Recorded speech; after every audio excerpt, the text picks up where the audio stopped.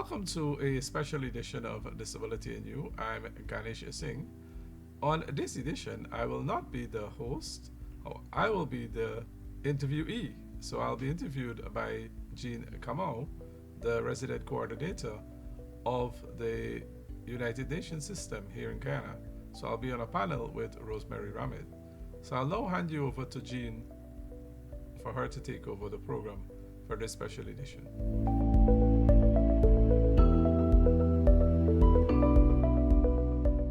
Thank you for allowing me to take over your show today, Ganesh. You're most welcome.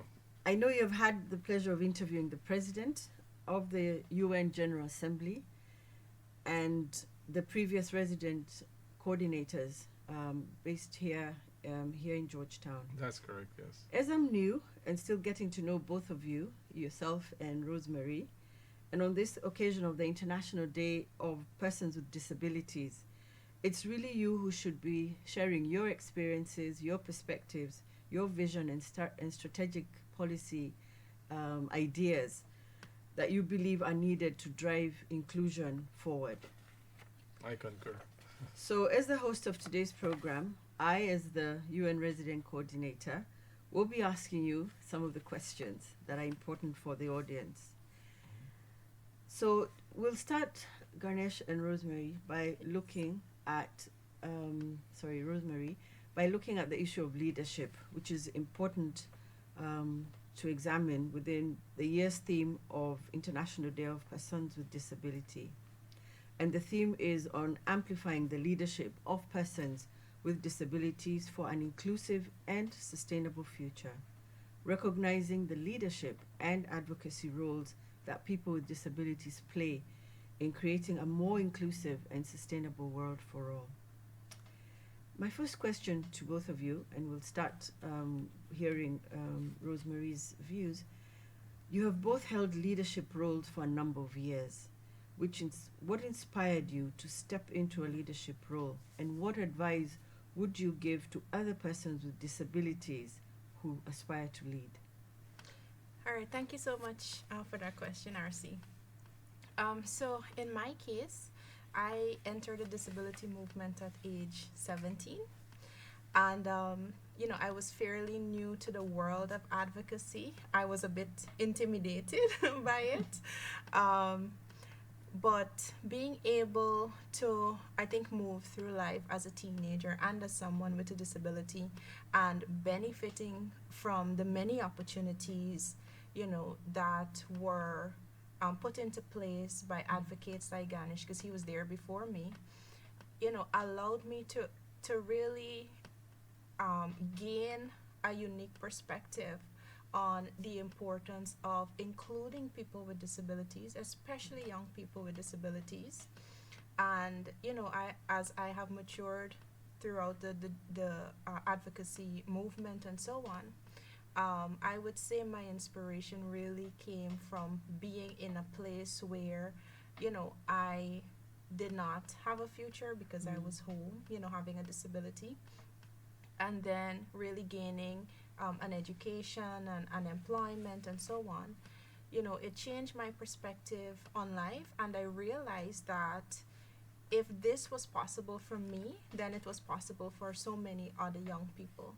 And so I really became a mentor in the space in terms of, trying to inspire and influence the lives of other young people with disabilities. So I would say that has really put me into a leadership position. And my advice for other people with disabilities, who would want to take up leadership roles, is that it is not something that happens overnight. Experience would come with, years in the movement and being involved in the community. But the important thing is that you must be involved, and you must always be focused on the goal of empowering the lives of people with disabilities, because sometimes it is not easy work, but I think having the passion to really change the lives of people with disabilities will always be your motivation to keep pushing. Thank you. Thank you. What about you, Ganesh? Like Rosemarie, it's my inspiration mainly is from lived experience. Acquiring a disability at the age of 17 and not knowing which direction my life will lead, was a crisis point, and I was home for 5 years. When I re entered society and got myself integrated into the disability movement, I got opportunities to develop my capacity, and very early on, I assumed leadership within the movement because of one, my interests, my ability, and also my academic background at that time. What I saw when I entered the movement, and that was like almost 2 decades, we had a leadership crisis, and I think we still do within the disability movement. You have leaders that are in their senior years, and not many younger persons that are willing or have the passion to move the movement forward. And so there are a number of factors. While I'm inspired by lived experience and not wanting other young people with disabilities really to go through what I went through, being at home, not knowing where my future will lead, it what motivates me every day to get up and develop, formulate programs, implement those programs, and ensure that persons with disabilities can have a better life. But at the same time, realizing that we need leadership within the movement, we need someone to take the mantle and lead disability. Those are the things that really inspired me. And, I want to see lives transformed, like Rosemarie, like others. I want to see young people with disabilities being able to live independent, productive lives, to work, to go have a tertiary education, to go out and have fun, socialize. And those are the things that really drive me on a daily basis.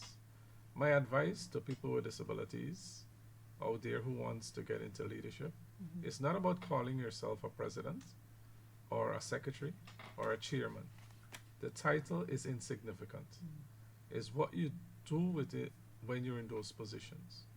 So before you assume leadership to get a title, you must have a passion for what you're doing. It's, as Rosemarie said, very hard work, unpaid work. But at the end of the day, if you're making a difference or you want to make a difference, that's when you should get into it. So you must have that passion. You must willing to work. So you don't get recognition for your work or you overnight. It comes with hard work. And again, those are the two things that are really important. You must want to do what you're doing, have that passion, and must be willing to work. Thank you. Those are very inspiring, and clearly there's a lot of sacrifice that comes with leadership. Definitely. What changes would you like to see over the coming years to enhance disability inclusion across all sectors and to foster leadership among persons with disabilities?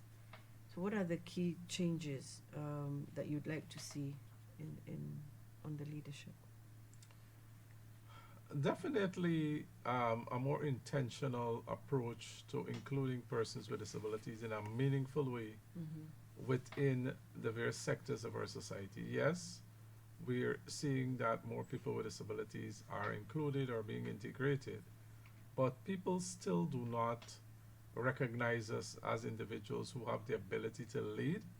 While we're doing so within the movement and we're doing so within our respective organizations and so forth, persons within our society are still not recognizing that we can lead, we can be like the other individuals that are within society leading mainstream organizations or programs or whatever it is. It's like we're still trying to prove ourselves within that mainstream space.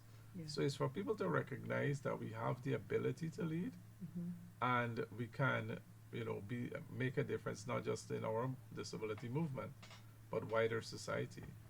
And as it regards the changes, there are a whole plethora of changes that we would like to see. But the most important is attitudes. And once we get people to see us as equals, see us as persons who have the same rights, same abilities, and should be afforded the same opportunities. Once we get those attitudes changed, in a more positive trajectory, all the other changes will come. We'll have more inclusion, we'll have more accessibility, and all the others will come. Yeah. But it all stems down to attitudes Mhm. of members of society. Rosemary, for women with disabilities, how can we increase their participation and leadership role in our societies and decision-making processes? All right, so Ganesh touched on this, which is a more intentional Mm. approach, but also more intersectional approach to inclusion. Many times, even within the disability space, women with disabilities are the most vulnerable. And so when, in mainstream and in society, when policies and programs are being implemented and are being created, women with disabilities are oftentimes not included. And even in women's spaces, you find that women with disabilities are often not remembered. And so my recommendation, I would say, is for stakeholders to take a more intersectional approach to their work. And when you do so, you are able to include women with disabilities, because at the end of the day, we all come from very unique backgrounds and we all come with unique experiences. And even within the space of women with disabilities, you have women with intellectual disabilities who are the most vulnerable, right? Women with hearing disabilities. You have indigenous women with disabilities. And so there is, these intersections within this community, within this population. And so it's very important for us to remember that when we are working for women and for people in general, we must remember those who may be at the very back of the line, to put it more simply. And once we can create policies and programs to include those individuals, then we can really ensure that we are hearing from everyone and that the perspectives of everyone are included. Thank you. Very strong message that disability is not inability, and access to opportunities is very important, and deliberate policies to integrate everybody and leave no one. That is so correct. Yeah, and leave no one behind. Yes. Great. We can now turn to another important topic, which is in relation to the upcoming World Summit, which will be looking at social protection, health coverage, education, and decent work as the broad agenda items. I have a few questions for both of you to respond to this summit, which is very important. And the first question to you, Ganesh, is what are the priorities for the disability community? It's within Guyana, and I'll take it from a Guyanese perspective, and then I'll move to the global. In Guyana, our priority right now focuses on decent work and accessibility, and that encompasses access to information, transportation, and physical infrastructure.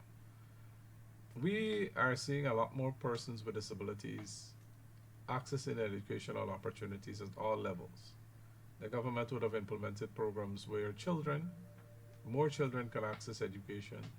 Persons can attend tertiary institutions regardless of their geographic location or their disability type. And we need this now to translate into more work, more meaningful employment. So that is one of our priorities, and we've been pushing this. And we're seeing more people with disabilities employed, but not on the scale or the volume that we would like. Health is universal here in Guyana, and everyone, including people with disabilities, are accessing healthcare. But we need all healthcare facilities to be accessible, and healthcare providers sensitized to interact with people with disabilities. When it comes to social protection, we have seen a lot more social protection measures that are being implemented to ensure that persons with disabilities can be able to live independent lives. But as it relates to accessibility, we need our building codes to be updated and enforced so that all public buildings as outlined in the Guyana Persons with Disabilities Act, can be accessible to those individuals who have accessibility needs. Ensure that our sidewalks, our walkways are accessible, our transportation system is accessible, so that wheelchair users and other persons with disabilities can have barrierless or barrier-free access to public buildings and transportation. Information, things are becoming more digitized and it's becoming easier. However, there are still gaps, especially for persons who are deaf, when it comes to access information, because we still use very limited sign language in Guyana. So there, those are our priorities locally. And I mean, there are many more, but those are on top of the list. Globally, as a member of the movement, and I've interacted at the global level, we want disability to be more, it's not an afterthought at these global summits. And it should be included, and I spoke of it being intentional earlier. It should be more intentional. And a lot of times what you find is that in these outcome documents and at these global summits, disability is almost an afterthought. To get disability included on the agenda, it's a Herculean task from the advocates that work at a global level. And to even get disability mentioned in some of the indicators, while it's mentioned in some of the indicators for the SDGs, it's not under all the goals. And disability makes up about 15% of the world's population. So we need that to be, the discussion to be more intentional and include us at the table when it comes to these global summits. It's not just about having a document, an outcome document, but it should be a comprehensive and inclusive one that caters to all. Thank you. How about you, Rosemarie? All right, so first I just want to start off by saying that the United Nations, especially here in Guyana, the United Nations system has really taken the forefront in terms of disability inclusion. And it started with previous resident coordinators, right?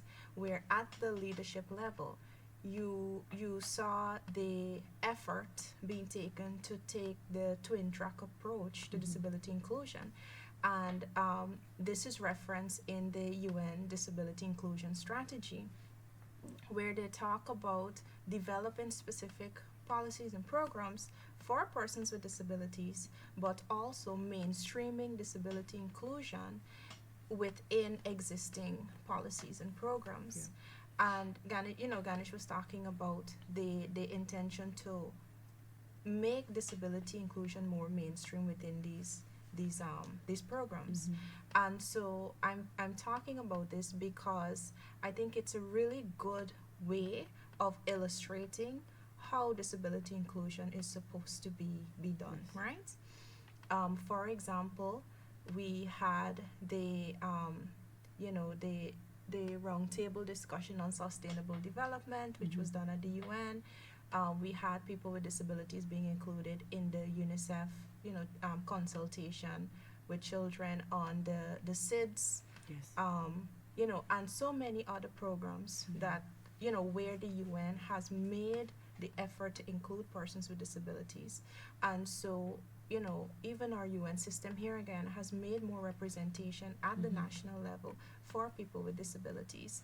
And when you have this twin track approach being implemented, we are going to see more changes in terms of our priority areas that Ganesh touched on. Which would be employment, more education. Of course, education is always important, in accessibility. When we talk about sustainable cities, we have to ensure that we are using a universal design, especially when it comes to physical infrastructure, because it is understood that accessibility does not only benefit people with disabilities, but it benefits all. And so, by taking this twin track approach to disability inclusion, we can really work towards ensuring that disability is included not only on national agendas, but also at the global level, as Ganesh mentioned also. On that note, we'll come to a brief interlude in our program today. But just to close, also taking note of some strong messages that are coming out of the both of you. You know, the deliberate effort to make policies and activities. You know, the deliberate effort to include, determination to include. So they are very strong words that you're using to demonstrate inclusive and participation. So we'll take a brief interlude and we'll be back. And we have one more area to discuss before we come to the end of today's discussion.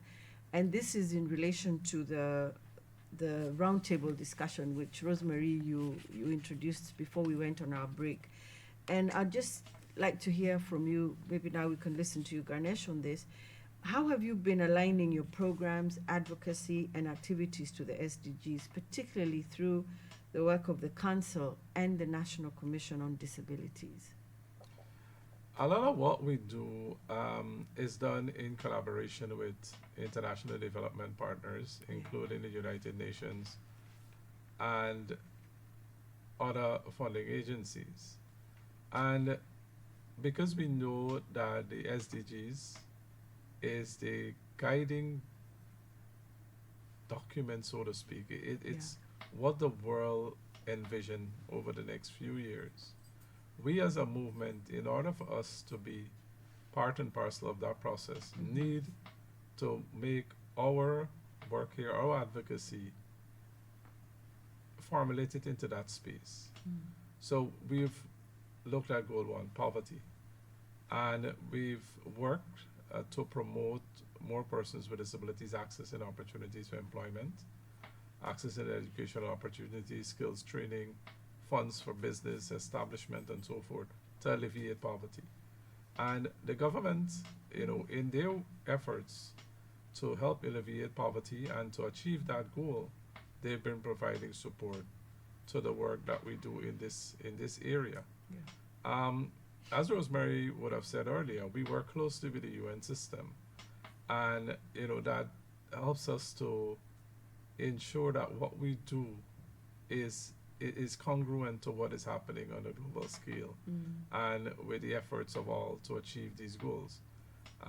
You know, and there are other goals that Rosemarie will talk about in some of the things that we do at the council to better align ourselves. Okay. Rosemarie? Yes.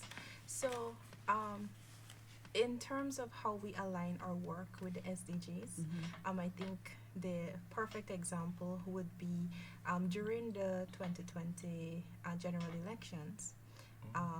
Through a consultative process, we developed a disability manifesto, which we then presented to all the contesting political parties. And in this disability manifesto, we outlined our vision for people with disabilities in Guyana. And we covered all of the major areas that aligned with the SDGs, right? So you talk employment, no poverty, you know, housing, transportation, all of these different areas for people with disabilities, and we presented those. The current government then incorporated our manifesto into their political manifesto. And as they are implementing these programs for persons with disabilities, you see where the effort is being made in terms of providing more employment opportunities. You know, I know the First Lady, she spearheaded the business center in Region 6, right? We have the Learning Lab in Mahaika, which is under the Ministry of Human Services. We have the Ministry of Education implementing a number of programs, right? Such as there is now concentration in special education needs at the Siropata College of Education, right? So these are all programs that, you know, came out of our advocacy, and these are all in line with the SDGs. So we are working with, you know, government stakeholders, with international NGOs such as the UN and other INGOs, with local civil society partners, to ensure that our work, right, is to promote the rights of people with disabilities, but also ensuring that as a community and as a population of individuals, Yeah. that we are not being left behind. Excellent. You know, and then before we close is, in order for us to achieve the SDGs, we cannot leave 15% of the population behind. Yeah. And that's something that all governments should think of. Yes. Thank you. Thank you. That's a very powerful note for us to end our program today. And I really want to thank the two of you for your leadership role and for the guiding spirit within which you bring to this movement, which is effective and efficient because of your commitment to drive it. And you've demonstrated that disability is not inability, and everybody given a chance will perform and deliver on the task. So thank you very much, and I wish you all the best as we celebrate this year's International Day of Disability. Thank you very much. Thank you so much. Severe driving conditions such as heavy traffic, harsh weather conditions and exceeding oil change intervals can cause sludge which blocks your engine's vital oilways. If untreated, it can rob an engine of power and ultimately its life. It's time to switch to Castrol GTX. Castrol GTX double action formula cleans away old sludge and protects against new sludge formation better than tough industry standards. It is proven to provide 25% superior engine protection. Help extend the life of your engine by using Castrol GTX. Castrol, it's more than just oil, it's liquid engineering. That was a special edition of Disability and You, hosted by our guest host, in observance of International Day for Persons with Disabilities, Jean Kamau, the resident coordinator for the United Nations system here in Guyana. Ganesh saying goodbye, and I just want to remind you, disability rights are human rights.